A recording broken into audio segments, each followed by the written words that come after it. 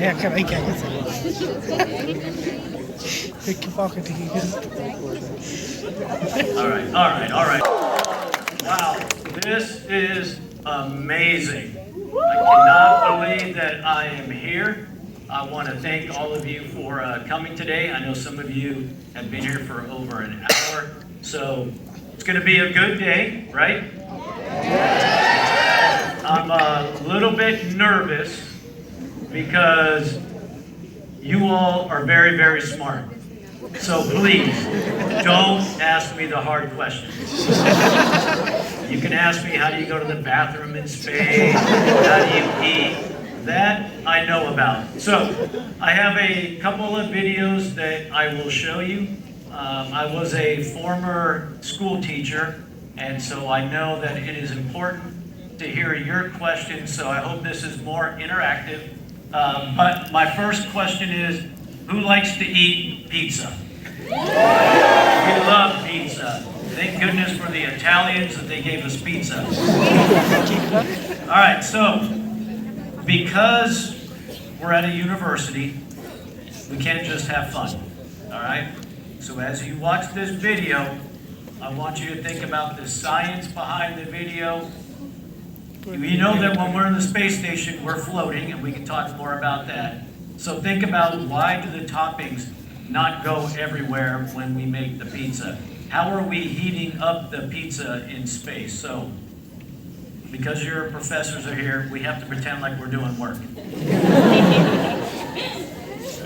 All right.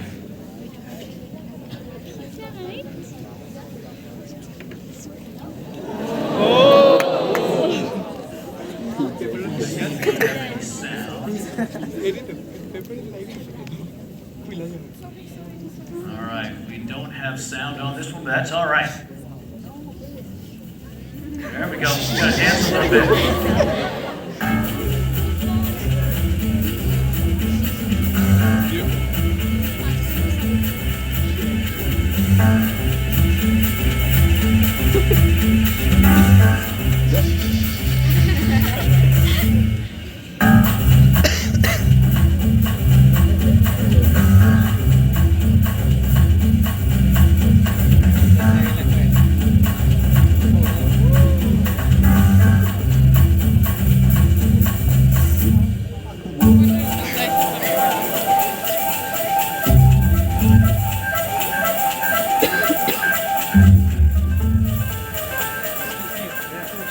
All right. Pizza in space. You saw the different types of pizza. We were up there. We had Americans up there. We had an Italian astronaut, and we had a couple of cosmonauts. And so the pizza with all the meat, guess what country made that one? It was the cosmonauts. They liked meat. And then you saw the one that looked a little bit weird with olives and other things.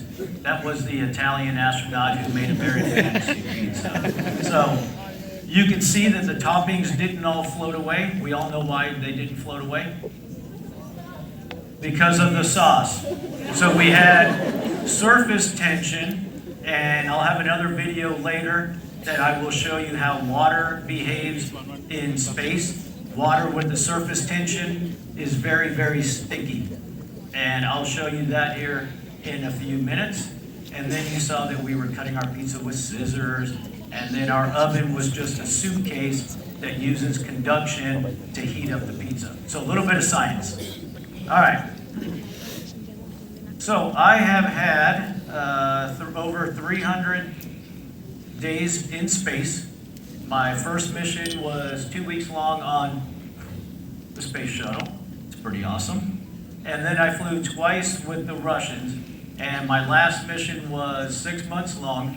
So I'm going to show you a video that lasts for 6 minutes.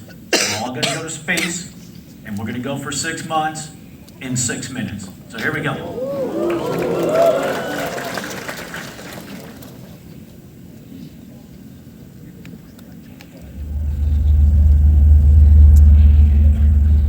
So on my last flight, I flew on a Russian vehicle with one Russian cosmonaut and then another American astronaut. We take off in Kazakhstan,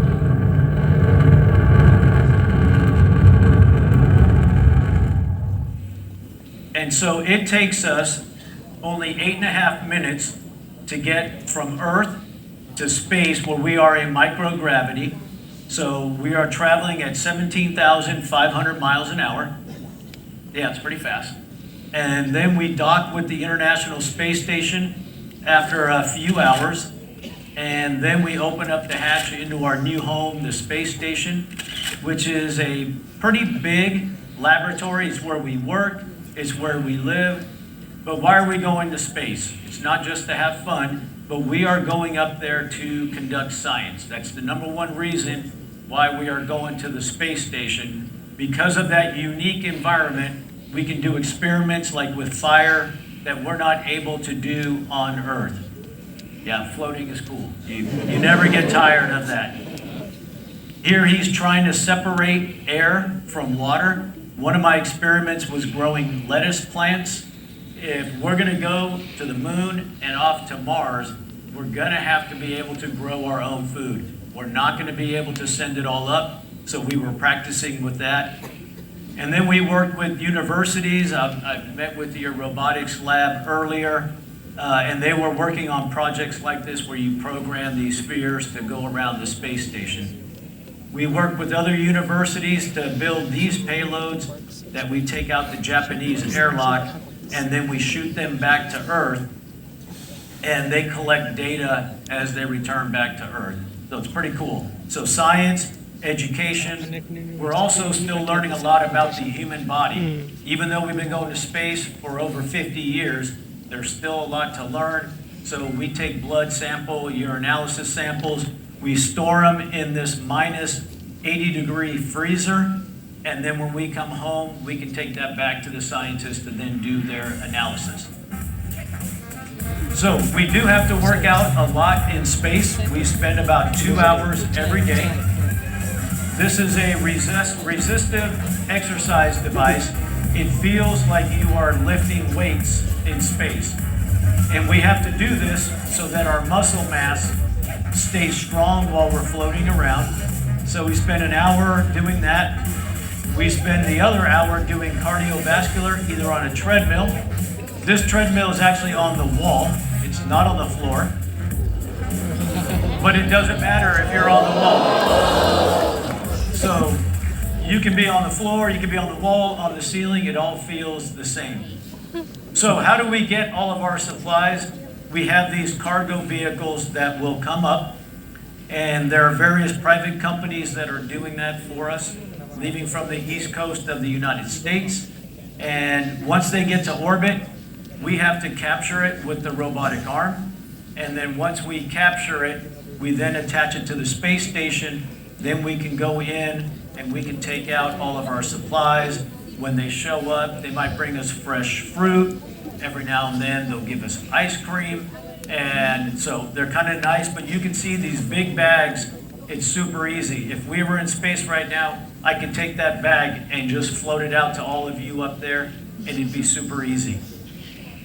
And if you're lucky enough, you get to go out and do a spacewalk.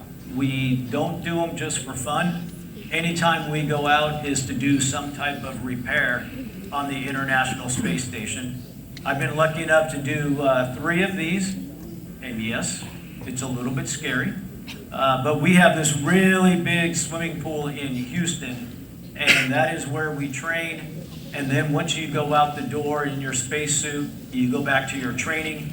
Here are some of my colleagues working on the robotic arm. And then I had the opportunity to get on the end of the arm while somebody was flying me around.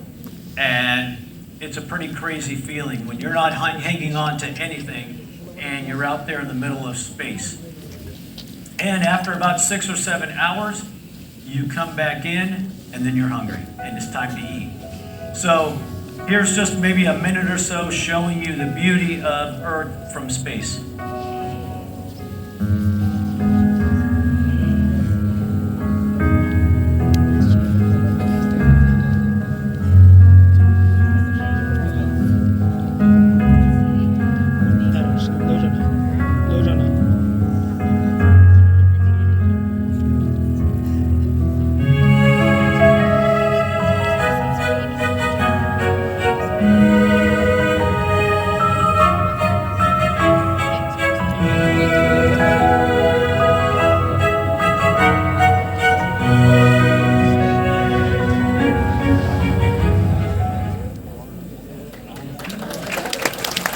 Yeah, it's pretty amazing. Our planet is pretty cool.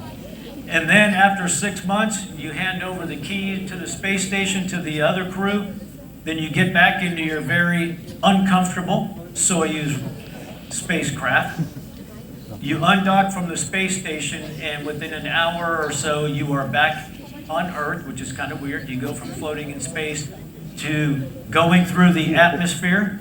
That's what's happening there. If you didn't know that was supposed to happen, you'd be very, very frightened.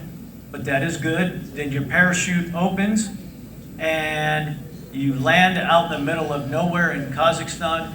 The Russians have a great recovery team, and it doesn't matter the weather. You can see this was the middle of winter, and they are there to greet us. They treat us like kings. They put us in a chair. They carry us around. It's actually quite nice. So that was 6 months in space and 6 months.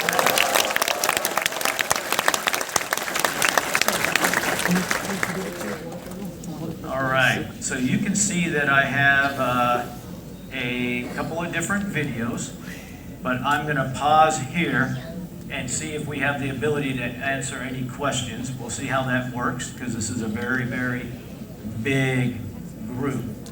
And I see hands up, so if somebody here can help me, how are we going to get the questions?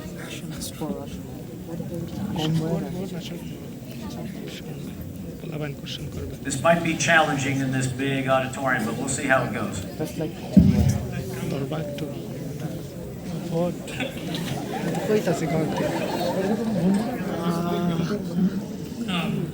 there. First of all, thank you for that presentation. Well, I have 3 small questions. Where are we at? All right. The lights are bright down here. Hello. Yeah. Sure. All right. So first of all, thank you for that wonderful presentation. And I have 3 small questions. Well, first of all, apart from being an astronaut, you are also a geologist, I assume. You have studied geology. Well, first of all, NASA, along with other research, does a lot of research. I want to ask about a specific research which might be related to your field. It's about carbon capture. I wanted to know what's the current situation regarding carbon capture. I'm asking this because you see in many developing countries around the world right now, especially Bangladesh, many parts of Bangladesh and India, the pollution is getting ridiculous. And especially during the winter time, when the air gets dense, the pollution comes near the ground, and it gets very difficult for humans. So we need to accelerate carbon capture technology faster. So I want to know the status regarding that. Secondly, regarding the international... Let me only do one at a time, because my brain isn't that big. I can't do more than one question. All right, all right. Thank you very much. So what was that question again?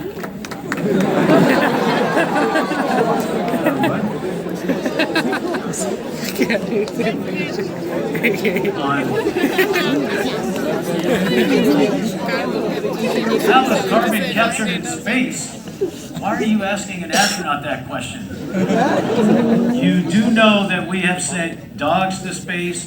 They're smarter things than astronauts. So I think your question is talking about carbon and how we might capture. I don't know about carbon footprint. I need one of you smart people to come down here and help us with that question. So I can't answer that question directly, but when we talk about the carbon footprint and the impact that we are having on Earth, on our atmosphere, you do see that from space, and it makes you want to care for our planet even more. We were talking earlier about the Artemis Accords, and part of that is having countries come together to work on collaborative efforts for the safe and sustainable exploration of space. And so there are thoughts like that we need to make sure that our decision makers are thinking about when we start exploring and we go to different planets, to make sure that we are not exploiting those. Hello, sir. It's great to have you here. Currently, I'm working in the BRAC Mongol tour team. I have a question for you. I have heard that astronauts get taller when they go to space. So, do they get tall permanently, and is it because of gravity? Sir, another question. I've also seen mirrors in astronomers' gloves. So, why do they have mirrors in their Okay, gloves? I think I can answer. Thank you so much. You get a prize. All right. Those are questions I can handle. So for the next students, bring it down a little bit, okay? So the first question is, do astronauts get taller in space? So either it's a lie or I didn't go to space because I'm not tall. But it actually, because of that microgravity environment, your spine actually does stretch a little bit. And so it is true, and when you first get there, your back kind of hurts because you do have that elongation of your spine. And astronauts, they will grow more, some more than others, but unfortunately, it doesn't last. And so when you come back, being back in gravity, it then compresses again. So that's a true statement. We do get a little bit taller. And then the second question is the mirrors, because we want to look at our beautiful selves, right? We're so beautiful. How's my hair looking? No, so you'll see, especially when we're wearing the spacesuit, it's very big, and your vision is limited. So if you're looking at designing things for future astronauts, keep in mind their vision and how much we can see. And so when I look down on the spacesuit, I can't see the switches and the valves that I have. And so we use that mirror so that we can then adjust our cooling, we can turn on batteries, and we can look at those. And so in Houston, where we train, we have spacesuits and all the letters are backwards. And so I asked students the opposite question: why are the letters backwards on the spacesuit? And so you can read it when you look at them with the mirror. Good question. Hello, sir. Up here, at the top. Here, at the... Yeah, All right. got you. Sir, I'm Dhruva, sir. Good evening. Sir, I have a question for you. Has spending Take the time microphone in, closer to your mouth. We cannot hear you. Yeah. Has spending time in space inspired you to think creatively, whether it's in science or problem solving or in your personal reflection? Thank you, sir. Did you get that? My translator didn't understand. Sir, has spending time in space inspired you to think creatively, whether it's in science, problem solving, or even personal reflection? So did me being in space change me and my perspective? Am I Yes. getting that right? Yes, sir. All right. Thank you. Yeah, some people will call that the overview effect. And hopefully, I know when we finish, you all want to get out of here, but if we have time, I'll play a video at the end as people are leaving. And it has some beautiful pictures of the Earth. And I would be curious to see how that might change some of you to see the planet, even just on a video. And it is amazing when you look at our planet. And, I've always been kind of an environmentalist. My friend James that brought me here, we were volunteers looking at taking care of the environment. So we always knew that was important. But when you see the Earth from 200 miles away and you see that really, really thin atmosphere, that's what is protecting us from radiation that's out in space. And so then you realize you need to take care of it. When you see rivers that are brown because of deforestation and all of the soil going into the rivers, you understand we need to take care of our planet. And they talk about you don't see borders in space. It's true, we're all one planet, but you can definitely see the impact that humans are having on the planet. So it has changed. Maybe it's just heightened my awareness of how much we need to take care of our planet, how amazing it is. We were having dinner last night and we were talking about how everything had to been just perfect for us to be able to live on this planet, and you appreciate it when you are up in space. So, thank you.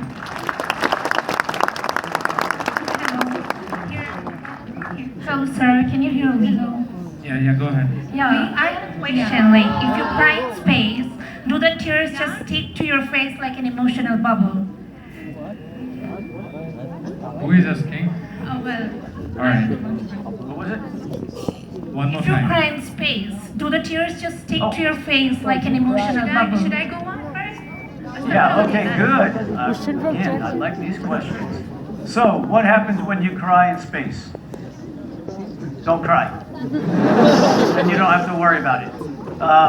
But water is super interesting when you're up in space because you don't have the force of gravity reacting with it. So yes, if you were, and thank you for that lead in, I got to give you a prize because that's going to lead me straight to the next video. When you cry in space, because water is sticky, and I'm going to show you what I mean, it will just kind of stick around your eyeball, so you got to make sure you have a tissue if you're going to cry in space. So with that, let me show you this video. And last week I was giving a talk with the flight director, and the flight director is the person who's in charge of mission control, and they're in charge of taking care of us. When she saw this video, it made her just a little bit upset, okay? Why would you not want to have water going everywhere on a space station? Why would water be bad if it's going everywhere?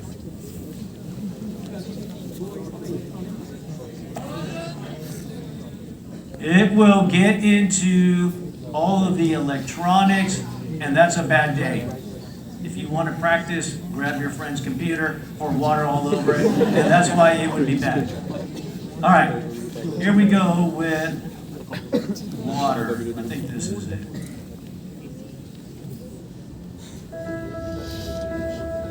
So here are a couple of crazy astronauts and cosmonauts, and they made this water bubble.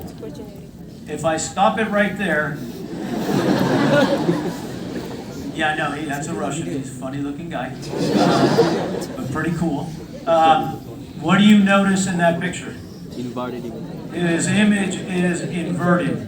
When the bubble was smaller, it was not. Now what they're going to do is they're going to take this GoPro camera and they're going to release it, and it's going to go inside the bubble so you can see what it would be like to be inside of a bubble. So here goes the camera.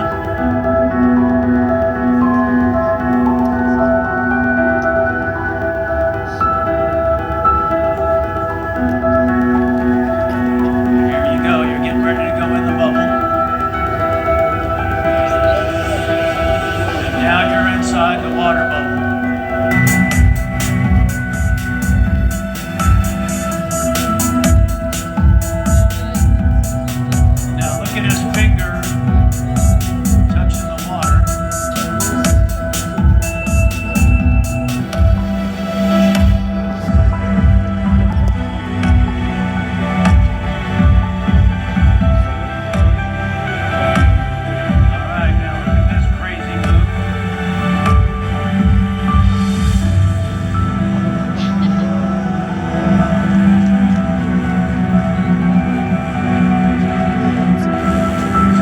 Responsible. They had towels to catch all that water.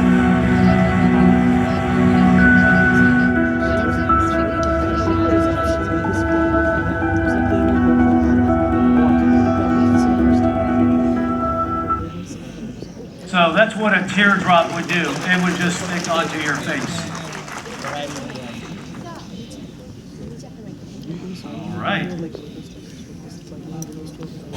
Let's see, we'll go for a couple more questions. Well, you know what, since you guys like to have fun, does everybody know what Halloween is in America? Okay. Who likes Spider-Man? I know, Spider-Man's cool. Very cool. Growing up, I loved Spider-Man. Okay? And so, let me show you what happens when Spider-Man goes to space?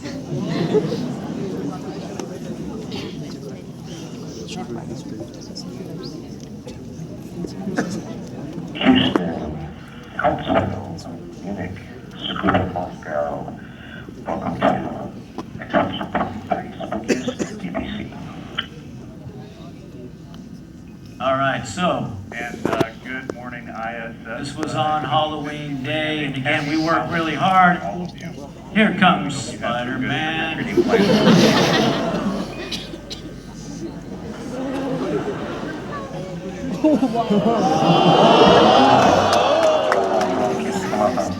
Then you have to have a little bit of Wolverine action.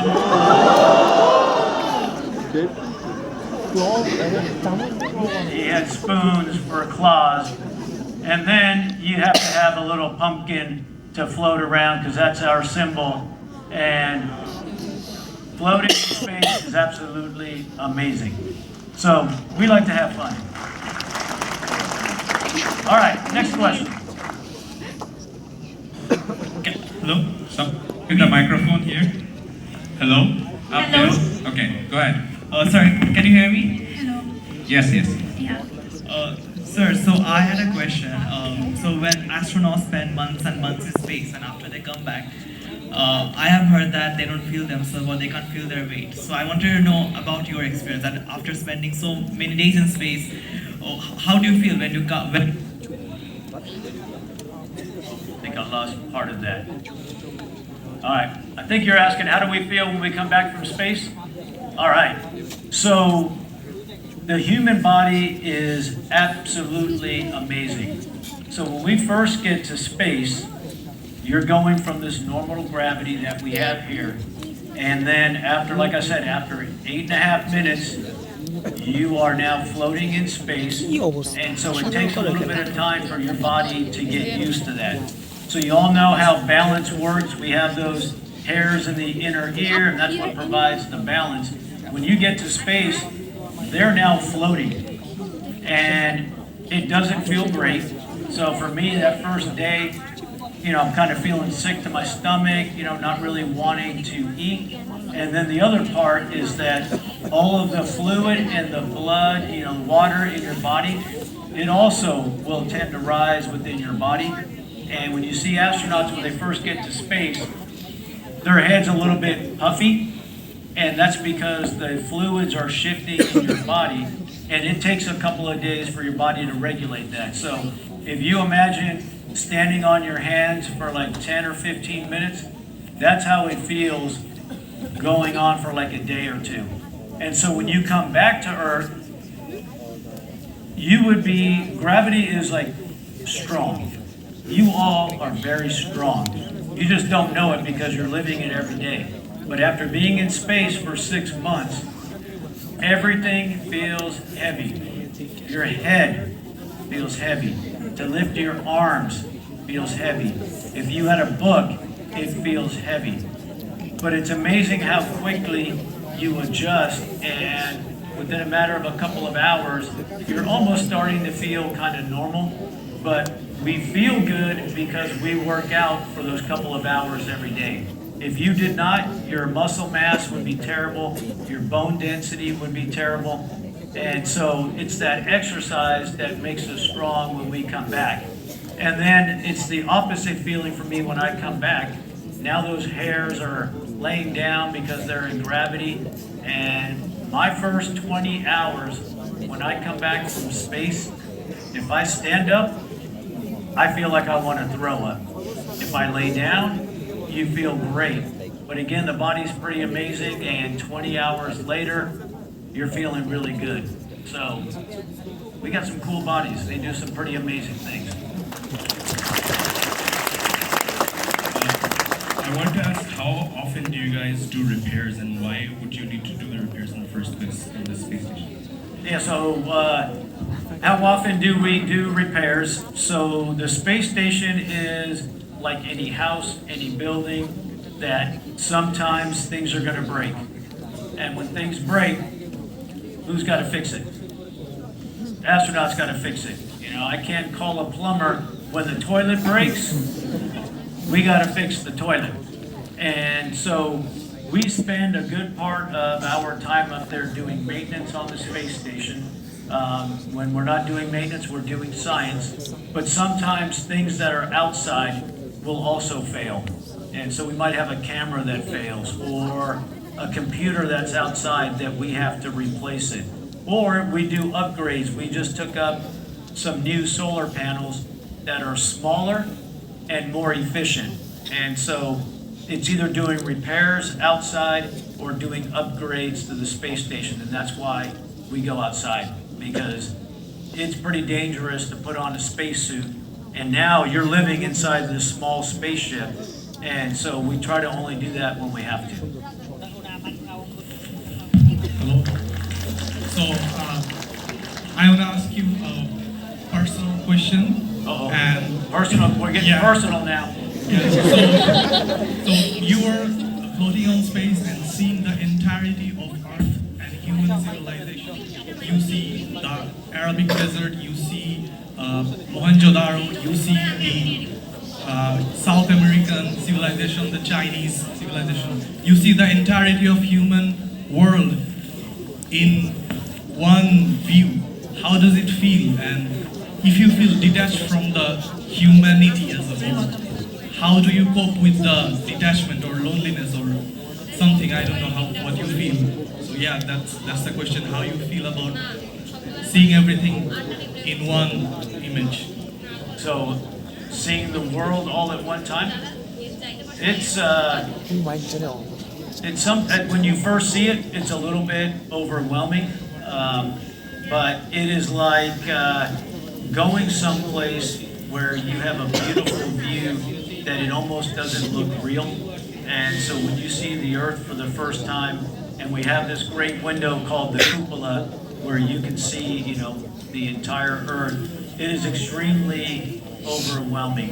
And I was watching a Hollywood movie the other day. It was a terrible movie, so I won't tell you the name of it. But they were talking about having an astronaut go look at the Earth for the first time, and so everybody went to go see their reaction. And that is it's true. When people see the Earth for the first time, it's overwhelming. How do you deal with the loneliness or detachment?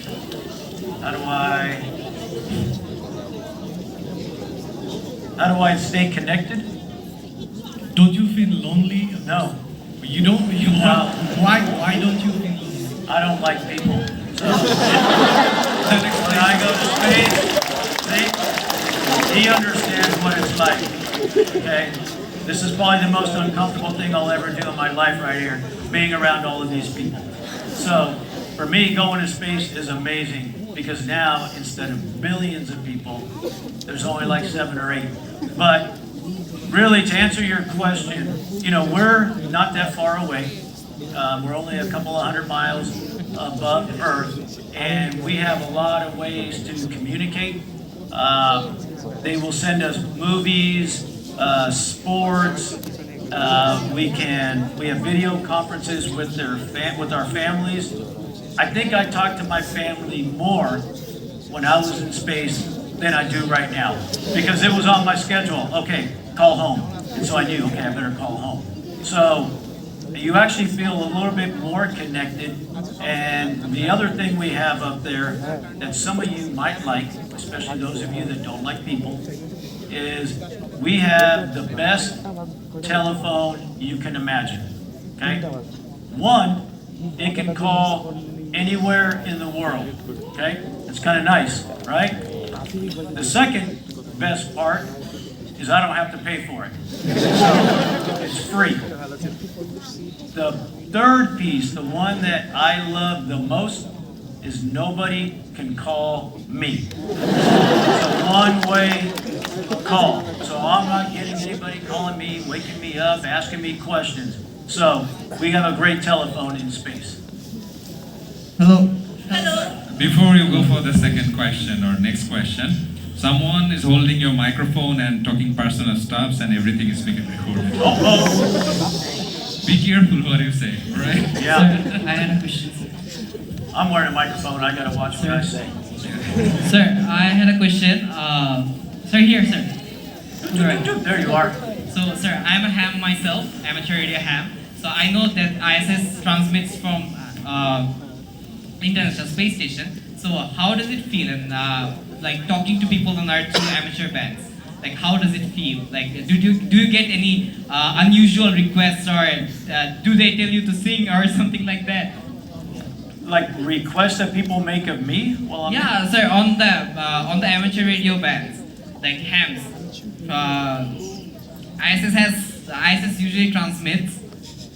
Like I saw videos on YouTube, like people transmitting from ISS, like welcome aboard ISS. So like, how does it feel to talk to people from the? How does it feel talking to people while I'm in space? Yes, sir. From Earth, people from Earth through radio. I mean, it's pretty cool. I mean, it's cool talking to all of you right now and sharing that. So I think the more that we can share, the better it is. So it feels great, and I don't think I had any weird questions. We'll see before this is over what the weirdest question is. Hello, sir. Sir, here, sir. There we are. Sir, I am Alamin from MIT. So we are great to have you here, sir. My question is that how our air particle or ambient react when you are returning to the Earth? Did you guys get that question? Sir. Sir.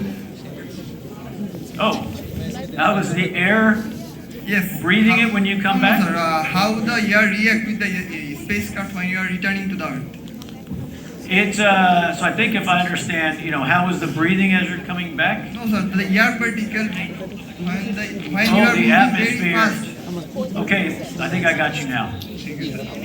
So, when we're in the spaceship, we always have it pressurized. So like if you hop on a plane, right, you can feel it in your ears, right? And you have to equalize your ears. When you're in a spaceship, we always keep it at about 14.7 PSI.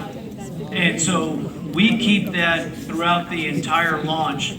And so you don't have to equalize your ears. The pressure remains the same throughout the entire mission.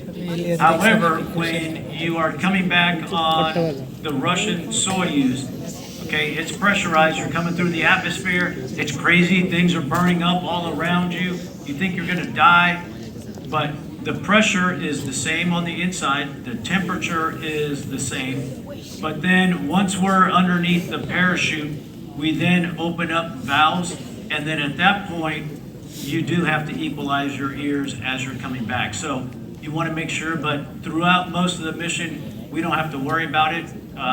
When we do a spacewalk, we're changing the pressure. And so at that point, whenever you have a change of pressure, you have to worry about your ears, and the breathing is not bad. But as long as you maintain that pressure, everything is good.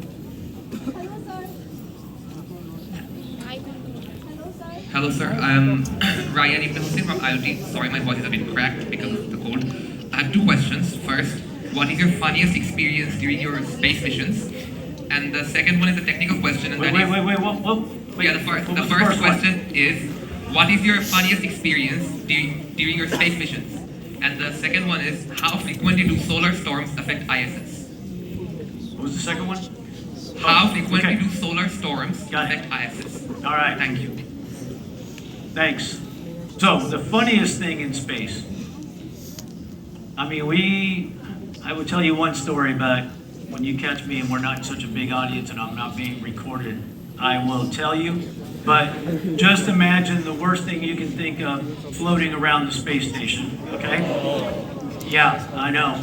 I see people, can't believe you just said that. I don't think we had anything that was too crazy. I think when you see people sleeping and they're like this and they're just floating, it's kind of weird, it's kind of creepy. It's like, what is going on here? So that was probably some of the weirdest things. I didn't see any UFOs or anything, so, and if I did, I couldn't tell you, so. And then the second part was, the solar storms. Thank you. So you saw on that video all of the different colors that were that we were seeing, you all know what that is, right? Right, the auroras were going off, and so we actually have to worry what we call space weather when we're up there, and we have people that are looking at ejections coming from the sun, how much radiation is out there, because we can only handle so much. We wear a dosimeter the whole time we're up there, so when we come home, we know how much radiation we have had. But when the solar activity is high, you get the most amazing views. And so those auroras, that is probably one of the most beautiful things I have ever seen. I'll show you another video that shows more of them. The astronauts that just came back about a month ago, they were giving a talk and they were up there while we had a lot of these storms going on, and they just said it was incredible, that they were flying through it and they felt like they were in that storm. And so yeah, it's pretty amazing when you see that. And I keep looking over here. Let me just see if there's any other videos that I have to show you before the last one. This one's terrible.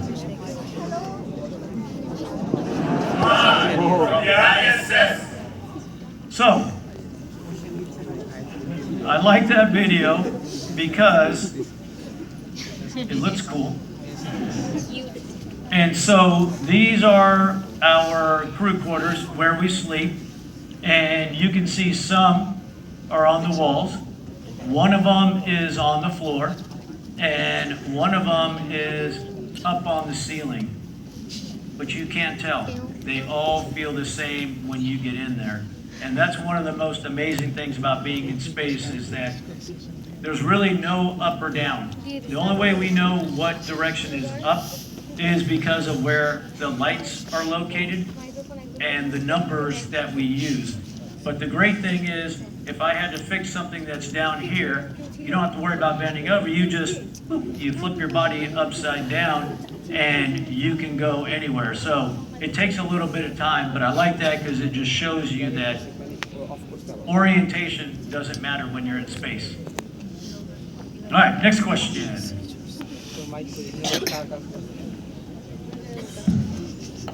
Sir, go ahead. Hello. Yeah. Sir, welcome to Bangladesh. I run an astronomy learning platform in Bangladesh called Astronomy Pathshala, where we currently teach over 1.5 million students from our platform, and our student base ranges from class 3 to working professionals. My question is there any possibilities for our students to receive direct guidance from you? What was that? Hello?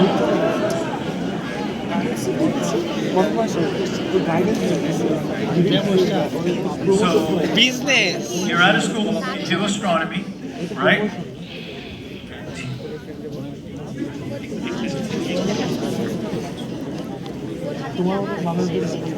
Okay, all right, thanks. I think I get it. So it depends on what you mean by, work directly. So NASA, if you go to the NASA website, you can get a lot of information, but there are a lot of platforms there. So one where NASA can give you information, but there are a lot of programs where you can interact. When you saw some of the science experiments that we were doing, some of those were with students. If you're doing more of astronomy, that's not my expertise, but the telescopes that we have, and NASA will work with scientists and universities to then use that resource so that we can collaborate with you. So there are a lot of different ways, and I would just recommend that you go to that NASA website, and from there it will tie you in to different individuals that you can work with. Thank you so much for sharing your incredible experiences with us. I would like to ask you that how do you see private companies like SpaceX and others that are shaping the future of space explorations compared to NASA's traditional role? Thank you. All right, great question. Talking about private companies like SpaceX. We think it is great We think that you have to have commercial entities, commercial companies working in the space field, and NASA feels so strongly about it that we have given these companies billions and billions of dollars to help them get started. SpaceX has done some amazing things. The money that they received to start that, a majority of that came from NASA to help them develop, because we want to advance the commercialization of space. And what that does for us, one, it gets private companies, it'll get private citizens access to space, but it also frees up NASA so we can do different things. We want to go to the moon. We want to go to Mars. We want to go farther than we've ever gone before. And so the only way we can do that is working with private companies and working with many different countries. You know, there's a saying, I don't know where it comes from, that and you might know, so maybe somebody can tell me. If you want to go fast, you go alone. If you want to go far, you go together. And so the only way humanity is going to go places we've never been, to explore things that we can't even imagine, is if we work together. And so whether it's with governments and private companies, or it's government to government, you have to do it together if you want to be successful. So we like working with our commercial partners. Hello, sir. Hello. Lady from this side. Thank you for your presence and patience. So my first question is it possible for humanity to live in other space, or what obstacles they might face in that place? So humanity to leave In other space or other planet. It's going to be hard. You know, like we were talking about earlier, we're very lucky that we are on this planet, that we can live. Space is not friendly. Space wants to kill you every chance it gets. And that's why it's hard to get to space, it's hard to live in space. But, you know, we are going to go back to the moon, we are going to live on other planets, but it's going to be hard. And we're going to need technologies and ways to deal with the harshness of space and the other planets that we weren't made for. But I know we're going to do it. We're going to explore, we're going to learn a lot, and the more that we explore, the more that we learn, and kind of the easier that it gets. So Earlier you mentioned that you don't like people, that's why you don't face that much problem for being alone in other planets. So I am hoping that you like food. So does something like midnight cravings exist in planets for astronauts? what was hot? I hear people laughing, and I'm not sure I even want to know it all. What food it could be that you crave for? Yeah, so I was usually in bed by midnight, so I didn't have, no, I'm just kidding. So the food in space is pretty good, but it's pretty limited.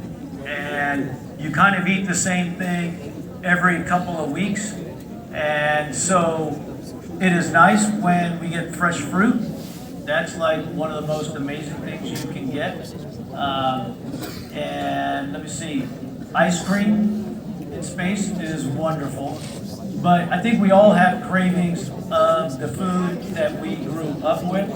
And so for me, you know, the craving is having my mom's cooking and waiting to come back, because nothing's better than mom's cooking.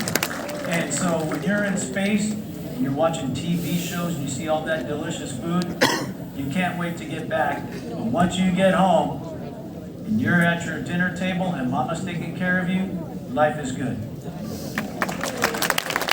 Hello, sir. All right, so hello, sir. So I'm Rudra. I'm currently studying in 5th semester. Over here, sir. Okay, there you go. So over here. Well, hold on, before you ask your question. Yes, sir. I just want everybody to know, This is the last question. So, I know, it's a bummer. You have to bring me back again so we can talk more. So, because it's the last question, I'm so sorry. you have a lot of pressure on this question. It's always great. My question is fairly a simple one. That I've heard that you were a geologist before that, and I want to know about your journey to NASA. How you included in NASA? How you were?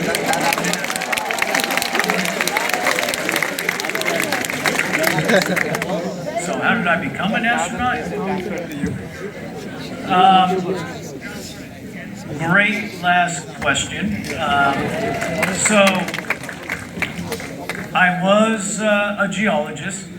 I've done a few different things in my life, but I've made a lot of mistakes in my life. Let me see if I can find something real quick. Let's see. Whoops. Give me a minute. You guys aren't in a hurry, are you? All right. Got all day long? Sweet. Let's see. Let me just find a presentation. আমি তো আপনার mobile দেখতেছি আমি চোখেরটা মোবাইলে ভালো দেখি Let's see if this one works. Hold on. Let's see. Give me a second. Okay. All right. I know PowerPoint is like a nightmare. That's why I try not to use PowerPoint. Because you probably get too much of that. All right. So that's me on my first space flight. My parents are from Puerto Rico, and then they moved to the United States, and so I was born in California. So, like all of you should be proud of where you come from. I'm very proud of my heritage, so I always take the Puerto Rican flag with me. So, I know I was so cute back then. I don't know what happened. I was such a fat little baby. So I was born in Southern California. Obviously, my mother fed me really well. You know, you all have cricket. We like to play baseball, so I enjoyed baseball. Those are my grandparents that motivated me to go to school when I graduated from college. I joined the Marine Corps, so I know. I can't believe I looked that good and so young. I don't know what happened in those years. And then the last picture, okay, as we all know, I was a school teacher. I don't know about Bangladesh, but in America, we don't pay teachers really good salary. So I couldn't afford a haircut, so I just let my hair grow.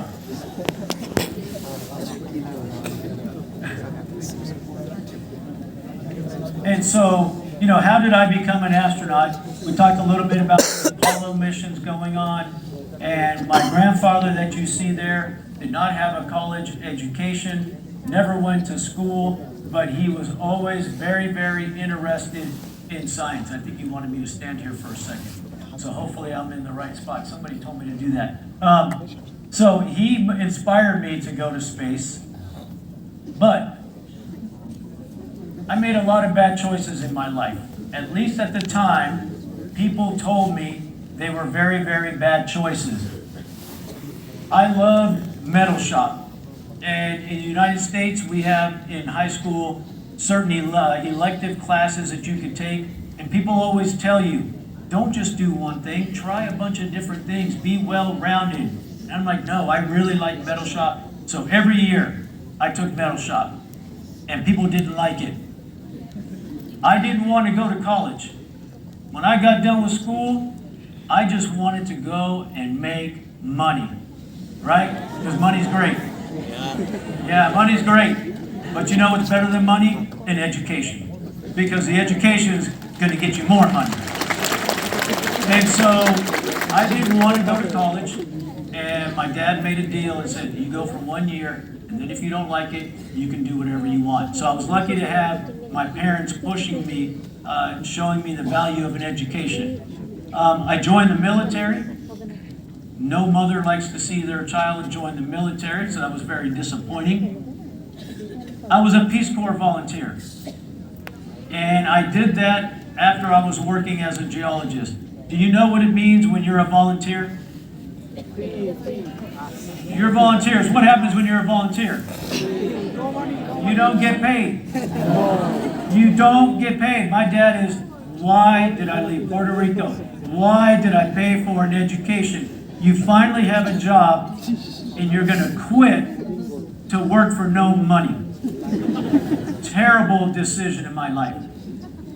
I moved after that. I went to the Bahamas and I lived on this really, really small island, and I was managing that island. And again, people are like, what are you doing? Part of it is I don't like people. So that island was great. It was a great experience, but people thought that was terrible. And then I made the worst decision anybody could ever make, and that's become a school teacher. Because people don't respect the profession many times. Again, the salary's not great, so people are like, what are you doing with your life? Before I go to the next slide, though, I do want to take this opportunity for all of us to give a round of applause to all of the teachers that are here. I would not be an astronaut if it were not for my teachers, and they are developing you into what you are becoming. So teachers, you are the best. But these were a lot of bad decisions that people in my family and my friends were going, why are you making all of these terrible choices? So, how did I become this handsome-looking astronaut? I know. Wait till you get to my age. So, how did I become an astronaut? People go, hey, why do you think they selected you to be an astronaut? When I did my interview, it was a 1-hour interview, and we probably spent 30 minutes of that talking about what I did in my metal shop in high school. Because if you're going to go to space, if you're going to go to the space station, we talked about it, you have to be able to fix things. So you can be the smartest person out there, but if you don't know what a wrench is, what a screwdriver is, you're not going to do too well in space. So that really helped me out. We talked about my military experience. It shows that I know how to work as part of a team. With the Peace Corps, when I was a volunteer, not getting paid, it was working in another country. It was international cooperation. Where was I living? The International Space Station. So it showed that I knew how to work with other countries. Working in the Bahamas was very, very similar to living in space. All your supplies have to come in. You're living with a very small group of people. So it really set me up for being successful in space. And then being a school teacher, okay? Teachers all know this. We all plan, right? We have our lesson plans, everything is great. We're going to talk about this. And then what happens? You, all of you, come into the classroom and you mess it all up. Because you ask a question the professor wasn't thinking about. You break something over here in the robotic lab. I don't know, students do crazy things, okay? And as a teacher, you have to know how you go from a perfect plan to chaos and how you adapt.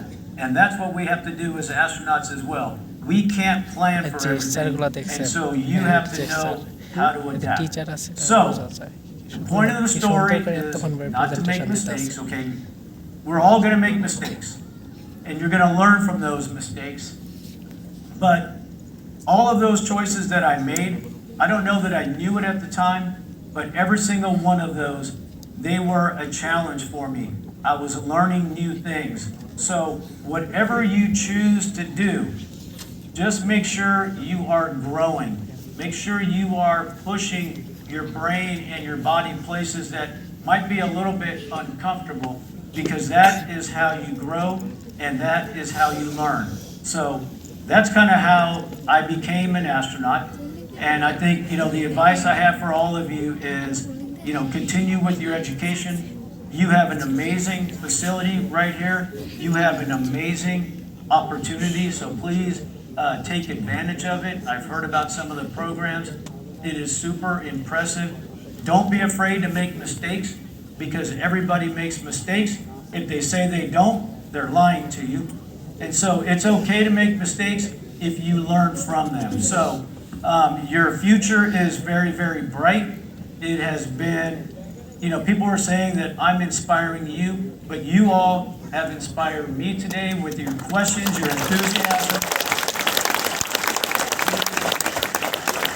My life will never be the same because of this experience today. So I thank you for all of that. And I don't know if we have any final words, but before I get off the stage, I'm just going to hit play on a video so you guys can see space one more time before I leave. Time? All right. Luckily, we're not in space, so if you cry, the tears will flow down. If you cry, nobody will judge you. Okay? Do we want to watch this 4-minute video and then do that? Okay? There we go. And then, if you don't mind turning down the lights a little bit, I know you have a great sound system. Turn down the light. Turn down the light.